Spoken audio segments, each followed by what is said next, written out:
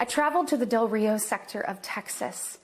That's where I spoke to a woman who shared her story with me.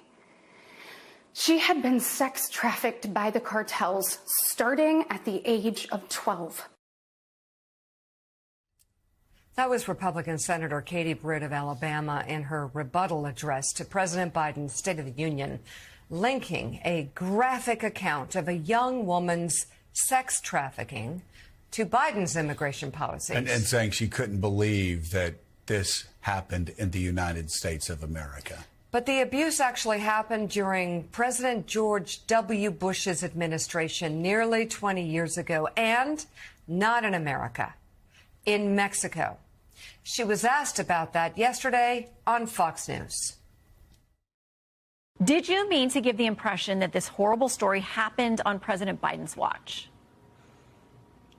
No, Shannon, look, I very specifically said this is what President Biden did during his first 100 days. Minutes after coming into office, he stopped all deportations. He halted construction of the border wall. But to be clear, the story that you relayed is not something that's happened under the Biden administration, that particular person. Well, I very clearly said I spoke to a woman who told me about when she was trafficked when she was 12. Charlie, there's nothing clear about it. The entire, and I don't, again, I don't even know listen. how you walk that back. Listen, stuff happens in politics. Bad speeches are made, you know, and it's always better to go out and say, man, I blew that one. And people will forgive you for it, and they'll even like you better for it, for saying, yeah, boy, wow, was I off on that, and I'm so sorry. And by the way, I told this story and I conflated some facts and issues and dates, and I'm really sorry for that. But I hope you understand my bigger point is that the Biden administration's policies from day one have been designed. Like, she could have said that. But I don't know who's advising her, but to double down after that performance, the wrong thing to do. Own it like Biden is owning his age. Yes, but in MAGA world, you can never apologize, right? That's correct. Being a Republican these days is never having to say you're sorry. And that was not just misleading. I mean, that was a purposeful lie. And I think that we're seeing this again and again. Look, we know that part of the narrative is that Joe Biden is weak on the border. And as a result, we're being subject to all of this migrant crime. So you have Elon Musk over the weekend tweeting out a completely bogus meme about, illegal immigrants who are committing crimes, and Joe Biden is giving them awards. Then you have Katie Britt coming up with this gruesome and grisly story that has no relation whatsoever to what's happening on the border. Now, somebody had to know that. Somebody had to recognize that this was a problem. She goes ahead with it anyway, maybe figuring nobody would figure it out. And then when she's confronted with it, she gives that complete denial. Look, I think one of the obvious questions is, if in fact this is a terrible, terrible problem, if there are examples of migrant crime, then, why do you have to make up the ones that did not occur? I mean, these are realities. This is something that the Biden administration is going to have to deal with.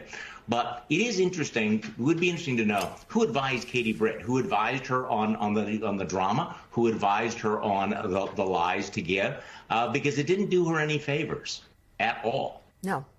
It's so interesting you said that, because, again, that's a question of a couple of people who know her, and I were talking this weekend. And we're like, who advised her? What happened? Like, she's a very likable person, Charlie. If you just talk to her one-on-one, very likable, has been very likable, no nonsense. Again, Richard Shelby, worked for Richard Shelby. Yeah. She doesn't come naturally from the MAGA wing, but Charlie, who advised her? Who told her this was the right thing to do? It's crazy. Well, I have no idea, but I will say that Scarlett Johansson had a much tougher job than you might think, because how do you do a parody of what is a parody itself? I mean, at the top of this hour, you played a bit from Katie Britt, and it's hard to outdo how strange that was, how the overacting. And again, this is maybe it's just the curse of the State of the Union response. It seems like every politician that does it fall flat on their face. But yeah, clearly this was badly conceived from the beginning.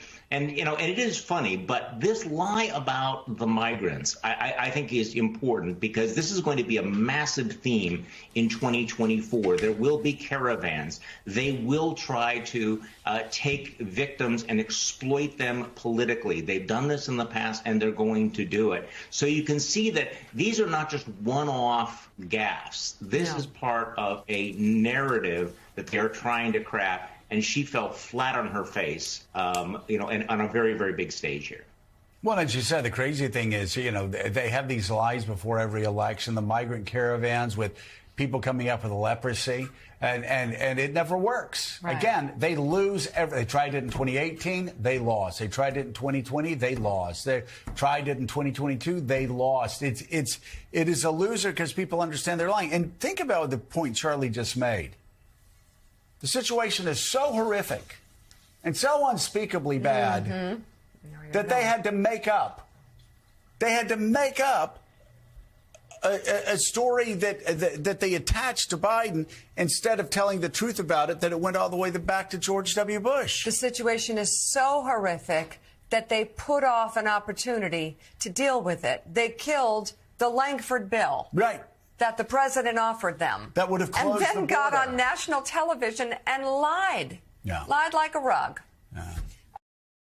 Nancy Mace earlier. Yes, Republican Congresswoman Nancy Mace of South Carolina got into a heated exchange with George Stephanopoulos on ABC's Sunday Morning Show when he asked her how she could support and endorse Donald Trump, who was found liable for sexually abusing writer E. Jean Carroll in civil court.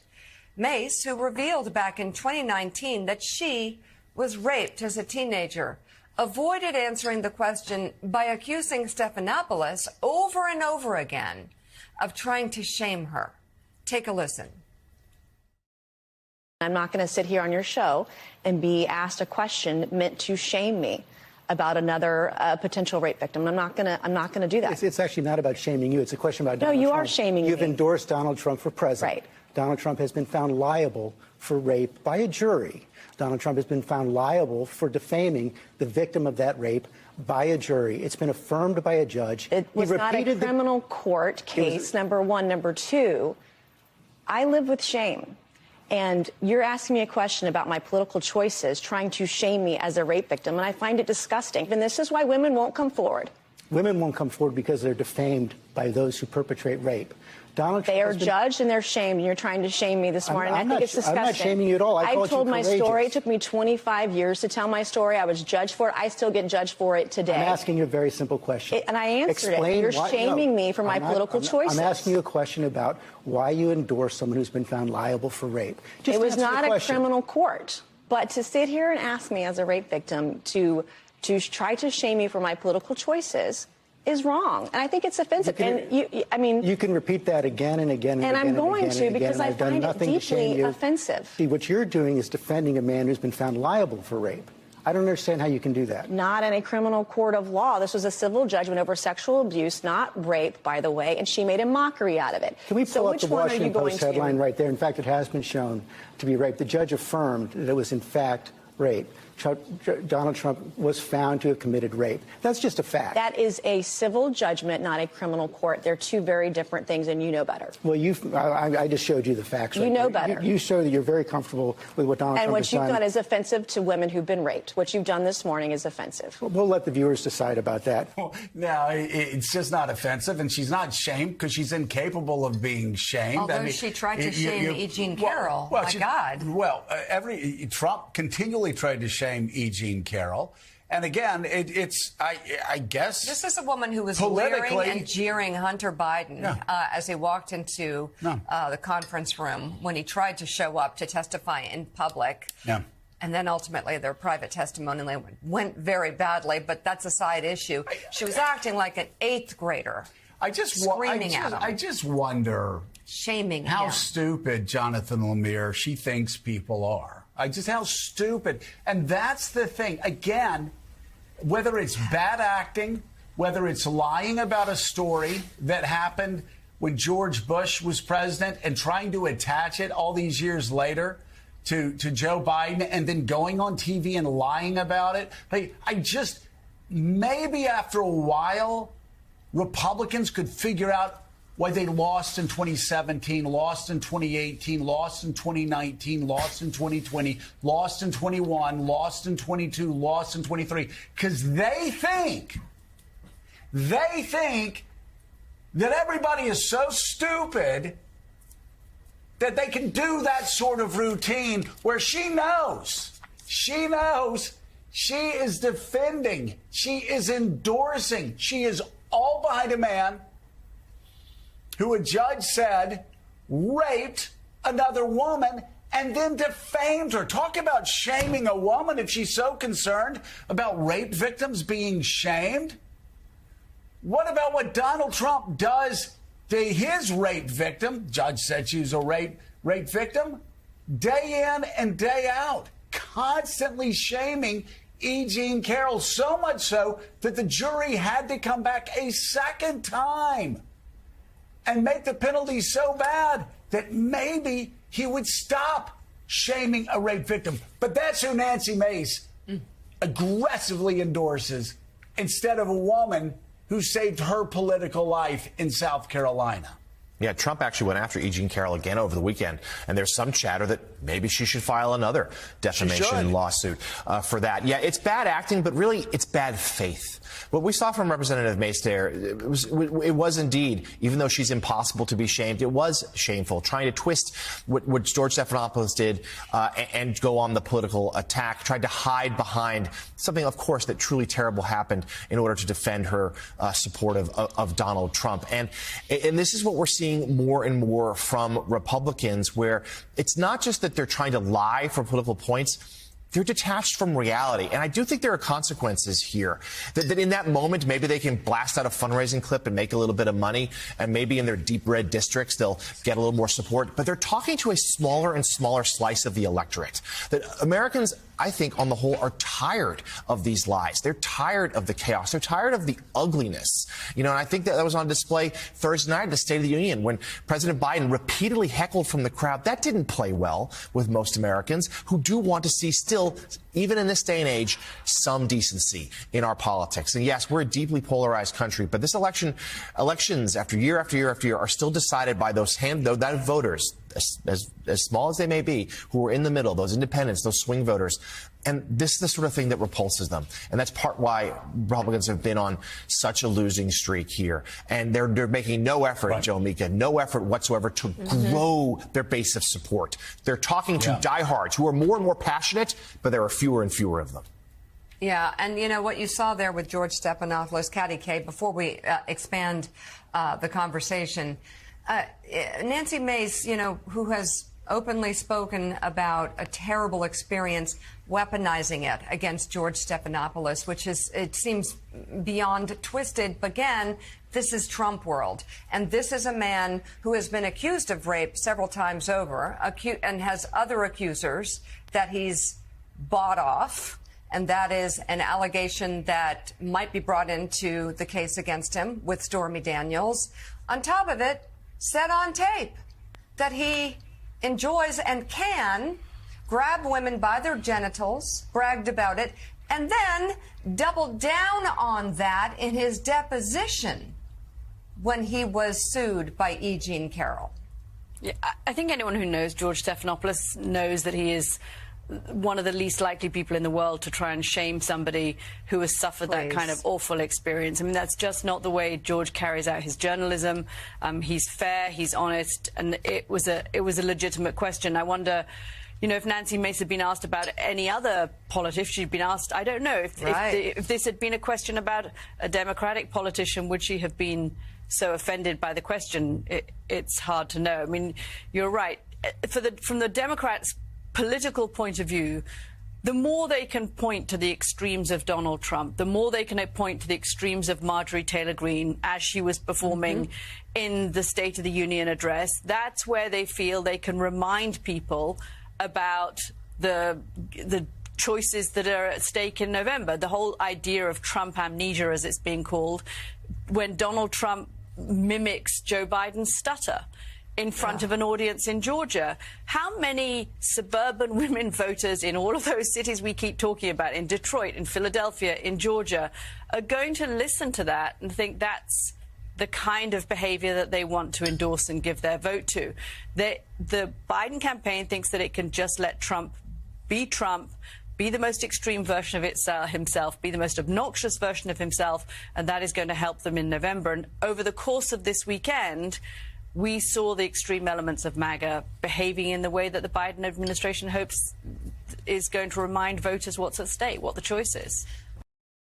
So speaking of contrast, you had Joe Biden after his incredible State of the Union address talking about his accomplishments and all the positive things he was able to get done in the wake of the Trump presidency, coming into the White House literally barricaded after January 6th and being able to move forward, persevere, and pass countless legislation, even bipartisan legislation, that has improved the economy. Oh, yeah. This is a fact. Again, about the American people. Exactly. So you have all those messages resonating after the speech as he goes out on the campaign trail. And then, meanwhile, Donald Trump, he's at Mar-a-Lago hosting Hungary's autocratic prime minister, Viktor Orban, on Friday. To quote, to discuss a wide range of issues affecting Hungary and the United States. Orban, who has close ties to Russian President Vladimir Putin, has refused to provide any aid to Ukraine while seeking to turn his own country into an illiberal state. Trump has repeatedly bragged about having Orban's endorsement for his 2024 campaign, and at a dinner on Friday, fawned over the Hungarian leader. There's nobody that's better, smarter, or a better leader than Viktor Orban. He's fantastic. As you know, the Prime Minister of Hungary and does a great job. He's a non-controversial figure because he said this is the way it's going to be, and that's the end of it, right? He's the boss. And you know, he's a great leader. So, Kathy, again, I've been warning that he keeps bringing up Viktor Orban for a reason. Viktor Orban, who brags about getting rid of Western-style democracy, who brags about being in a liberal state, who has arrested and jailed competing politicians, members of the press, driven them out of the country, has actually bugged the phones of rival politicians and journalists. You name it, he's done it. And this is who Donald Trump admires. And he says he's non-controversial because he says what he wants and he gets it done. He's the boss. And Trump, of course, said that in the most admiring of ways. That's what America looks like under Donald Trump's second term, if we take him at his own words, right? Yeah, I thought that line about he's not controversial because he says what he wants and he gets it done, he's the boss, was so reflective. I mean, you know, projection, confession, that was total projection of what Donald Trump would like. I mean, Viktor Orban is proud of the fact that he's made Hungary what he calls an illiberal democracy. I'm not quite sure whether those two things can actually be possible together. Or how do you have a democracy that's illiberal? That goes against the very strain of democracy. But anyway, that's what he's done by packing the courts with his cronies, by weighing in on judicial cases, by making it incredibly difficult for journalists to do any kind of independent reporting. They are told by their editors what facts they can report before they actually are allowed to write their articles. That's the kind of state that Donald Trump down there in Mar-a-Lago in that speech seems to be admiring. It's also the state, you know, Tucker Carlson went to Viktor Orban to kind of pay homage to his type of leadership. There is a strain there in the MAGA movement that clearly admires those illiberal democracies, autocratic-leaning countries. And again, it's tied up with Russia. The EU had to lean very heavily on Viktor Orban, basically threatening him with other punishments if he didn't go ahead and agree to an EU package of aid to Ukraine, because he didn't want to. He didn't want to do something that would get in the way of Vladimir Putin. And you see that these things are linked. It's a circular movement that we see from what Donald Trump is doing down in Mar-a-Lago, Tucker Carlson's visit to Moscow, and Viktor Orban's relationship with Vladimir Putin. Well, you have in Donald Trump a guy who said he's going to terminate the Constitution. He's going to be a dictator on day one. He would like to execute generals for not being lackeys, for treason. Said he could use SEAL Team 6 to execute his political opponents and not be arrested. And you go through all of this long list. You go through his presidency and things that he said and did in his presidency. You don't just have what he's saying. You have now a record. Well, and even in his presidency, where in the last 2 weeks he said he was demanding that his attorney general arrest Joe Biden and Joe Biden's family because he was behind in the polls, and said he should send them to jail. So you have all of this happening. We talked about the young Republicans who unfortunately have had their bearings like twisted by this to become unrecognizable. And you look at, I saw Vaughn Hilliard interviewing people at Trump rallies talking about civil war, saying that if they didn't win this time, they were going to use violence. They're going to take over state legislatures. They were going to take over courts. They were going to come to Washington. They were going to take over Washington.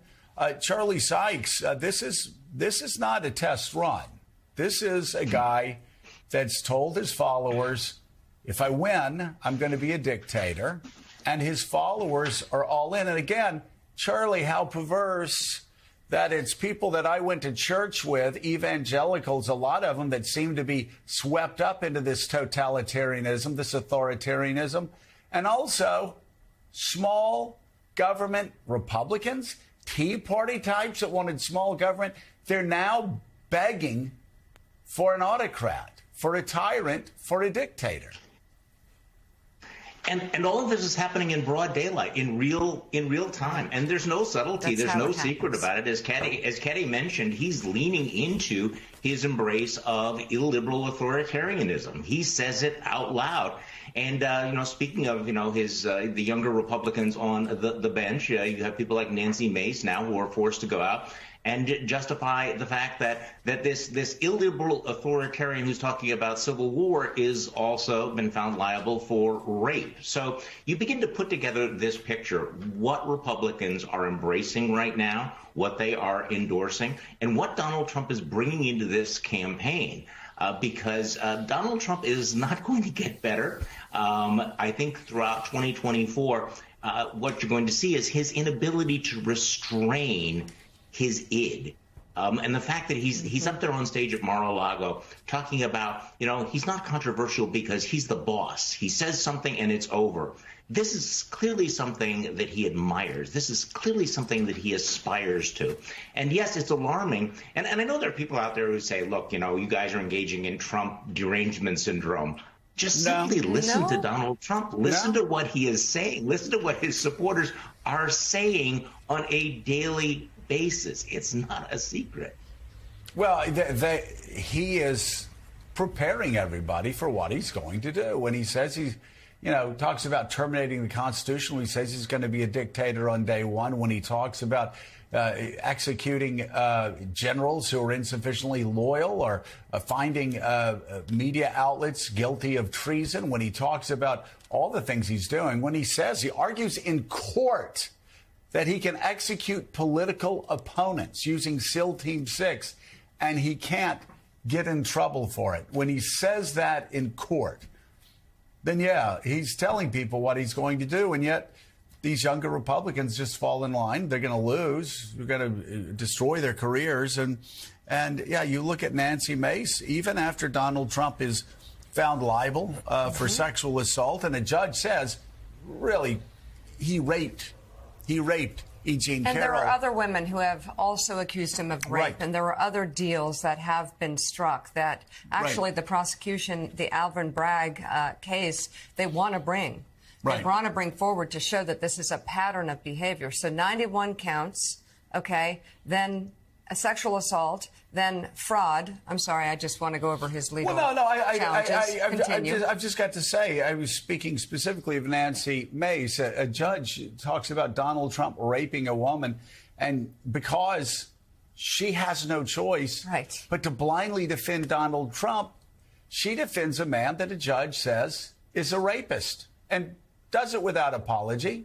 And again, you see, I could talk about Katie Britt, but I could also talk about Marco Rubio. Once one of the most promising stars in the Republican Party, was called the future of the Republican Party by Time, I think it was. Now just a shell of his former self politically. You look at all these people, Rand Paul, that were criticizing Donald, Ted Cruz, we could go on and on. They just all fall in line. It's sad and it's pathetic, and they're all going to lose. It's just like Trump's going to lose again.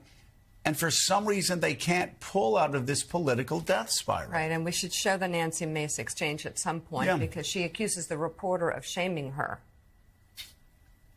When all he's doing is asking, actually, that she tells the truth for once about Donald Trump. Still adding more. The labor market remains strong as the February jobs report showed 275,000 jobs were added last month. Joining us now is the acting Secretary of Labor, Julie Su. Madam Secretary, what do we make of these numbers? They seem to keep getting better. And then what are some of the concerns that keep you up at night looking ahead in the next 6 months, the next quarter? Thank you so much, Mika. Yeah, this was another stunning jobs report. 275,000 jobs created at the same time that the unemployment rate remains under 4% for the 25th month straight. That's 2 years and running. It's the longest stretch of unemployment this low in 50 years. And labor force participation remains steady, which means people are in the labor market. They're looking for jobs and they're finding them.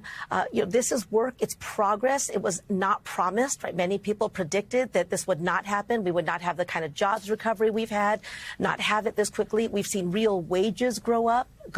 That is fundamental to President Biden's vision of America, that workers need to do well, and we need to keep up this progress. We need to keep it going until every American actually feels it. Madam Secretary, please tell us a little bit more about that wage increase, which I know you say is so important to the president's agenda, but also tell us about what kinds of jobs are these? What sort of sectors, and do they include the manufacturing boom that President Biden has promised? So the February jobs report showed growth in a number of industries. That's another part of why, this is a strong, resilient economy. It's not just one industry. It was healthcare. Hospitals saw a big growth. It was restaurants and bars, social assistance, government grew. And so it's broad-based recovery. What we're seeing are wage increases over the year is over 4%. That means that real wages are growing. They're beating inflation. That's more money in workers' pockets, right? That's a good thing. And we want to keep on seeing that kind of strength for working people so that people, when you get home from work, you put your keys down, you actually have more that you can spend on the things you need and the things that you want. In terms of manufacturing, since the president came into office, there's been something like over 700,000 jobs created in that industry. This is part of his commitment to rebuilding America, investing in America, bringing manufacturing jobs home, investing in our infrastructure. That's just not a word for him. It's hundreds of thousands of miles of roads and bridges, airport modernization. All of those are creating good jobs and good union jobs in communities that need them the most. Acting Labor Secretary Julie Su, thank you very much for coming on the show this morning. Trump and I have a very different value set, if it isn't obvious already. 2 nights ago, we all heard Crooked Joe's angry, dark, hate-filled rant. Didn't it bring us together? Remember, he said, I'm going to bring the country together. I'm going to bring it together. But we all know Donald Trump sees a different America. An American story of resentment, revenge, and retribution. That's not me, that's not you. Now watch these criminals back there, the press. Look at them, look at how many of them. That's a lot of people. That's a lot of people. Yesterday, he was hosting at his club Viktor Orban, who says he doesn't think democracy works. Call him a fantastic leader. I had dinner last night with a great gentleman from Hungary, Prime Minister of Hungary, Viktor Orban. Very, very tough. Some people don't like him because he's very tough. Instead of celebrating the contribution of immigrants to our country, to our economy and our communities, Donald Trump calls them vermin, poisoning the blood of America. No one should ever doubt where my heart is. I will end the agony of our people, the plunder of our cities, the sacking of our towns, the violation of our citizens, and the conquest of our country. They're conquering our country. These people are conquering our country. They're horrible people. Wow. Wow. Why don't you just stand up and say, I want to lose? Why don't you just stand up? You mock a guy stuttering. You say this ridiculous thing. I will end the agony of the people, the sacking of our town, the sacking of our town. Let me just say again. If you talk to small business owners, if you talk to people that own small businesses, restaurants. Did you see the new unemployment numbers? I mean, you talk to people that run hardware stores on Main Street. They'll tell you, we can use some more workers. Yeah. Because unemployment's lower than it's been in 50 years now. So the agony of our people, unemployment lower than it's been in like 50, 60 years. The sacking of our towns, I'm not exactly sure. Crime near a 50-year low, despite some problems because of liberal DAs and some judges that are too liberal that won't do what they're supposed to do when repeat offenders keep coming in. But, that's the exception. That's not the rule. This country's doing great. It's more hatred. Donald Trump hates America. Oof. If he's not president, Donald Trump hates America. And the praising of Orban, here's a guy again who hates democracy, who loves illiberalism, and he says it, and Donald Trump says it. So, it's idiotic. But the contrast, Mika, could not be greater. It was incredible. Jonathan Lemire, Katty Kay, still with us. And joining the conversation, we have Chief White House Correspondent for the New York Times, Peter Baker, and White House reporter at the Washington Post, Tyler Pager. His latest reporting is on those dueling Trump and Biden rallies in Georgia over the weekend, just 70 miles apart.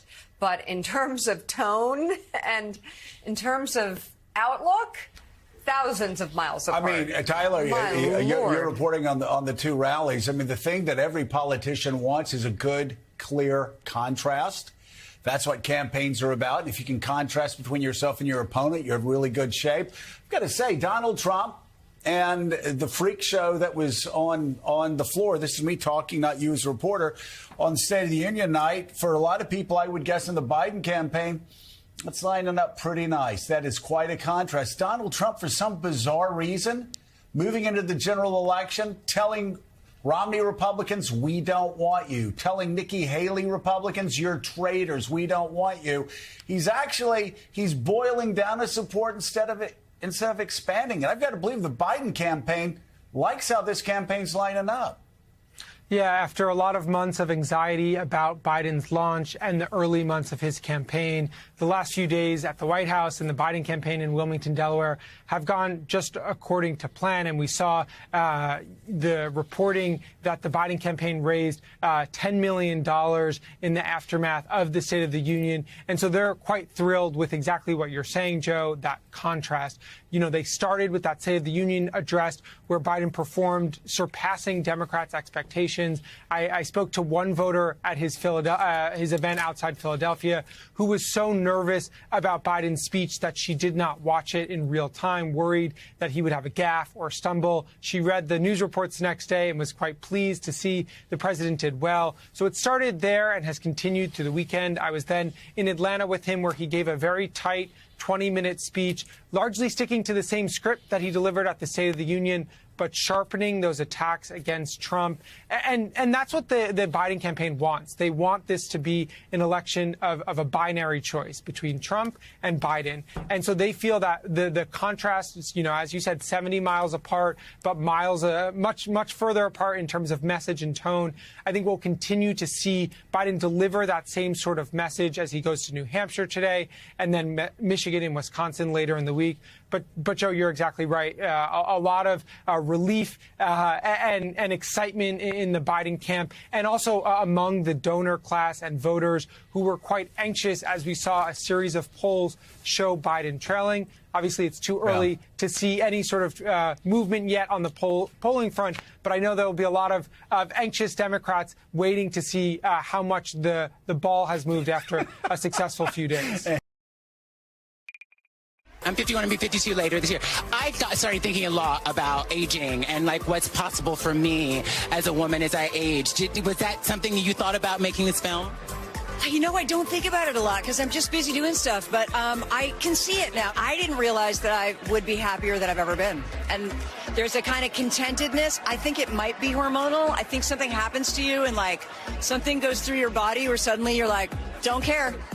And it makes all of life more precious. A nice 50 over 50 message during the Oscars pre-show last night. The hosts of E's red carpet coverage, actresses Laverne Cox speaking with nominee Jodie Foster. Well, let's talk about 50 over 50. We had the Forbes and Know Your Value 30-50 Summit in Abu Dhabi last week, and it's the 30 under 30 listers meeting up with the 50 over 50 listers from around the world with amazing guests giving advice and really addressing the problems that are facing women around the world. We even had personal finance expert Susie Orman speaking to over 400 women from 46 different countries, including a Middle Eastern audience, and she shared her best advice for securing a brighter financial future. It's a kind of the symbol I wear around my neck, but let me tell you why I'm giving it to you. Mika, you have done something that has changed this world. You are on a voyage to make women throughout the world know their value. You have made my life. Susie Orman. Oh. Thank you. All right. Well, that was nice of Susie, but she captivated the audience, giving them incredible advice. I think for some of the women in the room, advice they'd never considered before. We took networking to a whole new level at the summit and heard from a multicultural group of women about maximizing their relationships and impact, from former presidents to CEOs to actresses, authors, leaders in tech and mental health. 30-50 was a place to address the turbulence of our times and look for support and solutions. I also sat down with music legend Shania Twain, who remains the top-selling country pop artist of all time. She was also the recipient of the Know Your Value Award. And at our International Women's Day Gala on Friday evening, she talked about what the summit meant to her. For 30-50 2024, you have really thrown yourself into it. You've interacted with everybody on every level and danced on the tables at the desert party. And I'm just curious how the experience has been for you. This experience has been a gift to me as a human being. I know I'm here representing the arts, but I am saying that as a person, I have never been surrounded by such a concentration of brilliance, experience, and intentions that are so united. This experience has just filled me up with inspiration. I'm going back to my studio, and I am ready to just write so much music. I'm getting on a flight at 2 a.m., and I'll be ready. I'll start with lyrics on the plane. I would just say to everyone in this room, continue lifting each other up. Continue to share your stories, your differences. May we recognize how different we are from each other and appreciate and learn culturally in every way, and walk away with more compassion and understanding of each other. And most of all, know your value to yourself and to one another. So we're going to be showing you all week why Shania and Susie were saying those things. For full coverage of the 3050 Summit, head to knowyourvalue.com, and we can't wait to show you more interviews from the event in the weeks to come, including former Liberian President Ellen Johnson Sirleaf, actress Ivana Sakno, and so many more. Adrian, you were there, part of the team, helping make this event happen, but it was hard not to get taken into how incredibly powerful this three-day event was. Gosh, Mika, it really was. And of course, you know, you just showed some of the big names there. Shania Twain, who has overcome diversity in her own life, grew up in a really difficult circumstances, was clearly inspired by the women that she met that week. Susie Orman, who's basically reiterating your message of financial independence, making sure that you're taking care of your own financial pocketbook as a woman. And of course, the former president of Liberia, you had an incredible conversation with her. But Mika, we also heard from women who may not be as high profile as some that I just mentioned and that you highlighted, but women who have overcome their own adversity in extremely difficult situations that most of us can't even imagine, who have risen to the occasion, who are telling their truth, speaking their truth, and making sure that people understand, women across the world understand that you can overcome some very difficult situations. You know, Mika, I want to read an excerpt from your speech that you gave Friday night at the gala, which I think was just really inspiring. You said, perhaps that is why I feel so fortunate that we will be honoring the work of two Nobel Peace Prize winners, a Holocaust survivor, an environmental activist, and an artist whose life story that has shown time and time again the resiliency and powerful of a woman's spirit. We heard from Eliza Erber, who is a Holocaust survivor and a rabbi. She spent the first 2 years of her life, Mika, she's now 80 years old, but as you clearly remember, she spent the first 2 years of her life living in a tunnel with her mouth taped shut because her parents were worried that if she was crying, that they would be found and that they would be murdered by the Nazis. We also heard from another woman, Nadia Murad, who's a Nobel Peace Prize winner, who was held captive by ISIS for nearly a year and is now using her story to help other survivors of ISIS captives who are held captive, and is also trying to help other women who have been in those situations overcome the challenges they face. So just a really incredible group of women who came together under a shared common purpose, which is female resiliency, female empowerment. And congratulations, Mika, the third annual summit. You and the Forbes team crushed it, and I couldn't have been more proud to be a part of this special three-day summit. It was amazing. We're going to show you everything. There was this incredible moment on stage where Shania Twain and the rabbi, the Holocaust survivor, truly connected on why the truth is so important. And moments like that were abound for 3 days straight. I didn't know we could top last year, but we did, and we're growing, and we're making women stronger around the world. So thank you for being there. We're going to turn to other news now, but we'll have much more on 3050. The labor. Before we go, several news agencies have removed a new photo of the Princess of Wales, Kate Middleton, and her children due to suspicions of manipulation of the photo. Kensington Palace released the picture yesterday, but many outlets quickly removed it, flagging concerns about authenticity. The Associated Press noted, quote, the photo shows an inconsistency in the alignment of Princess Charlotte's left hand. And the Princess of Wales responded this morning, writing on social media, like many amateur photographers, I do occasionally experiment with editing. I wanted to express my apologies for any confusion the family photograph we shared yesterday caused. This was the first photo of Kate that the palace has put out since she had unspecified abdominal surgery in January. Katty, your thoughts? Is there anything more you can add to this? We still don't really know, how sick she is. No, I mean, look, this didn't go as planned, right? This photo was put out to coincide with British Mother's Day. Happy British Mother's Day to all of you out there.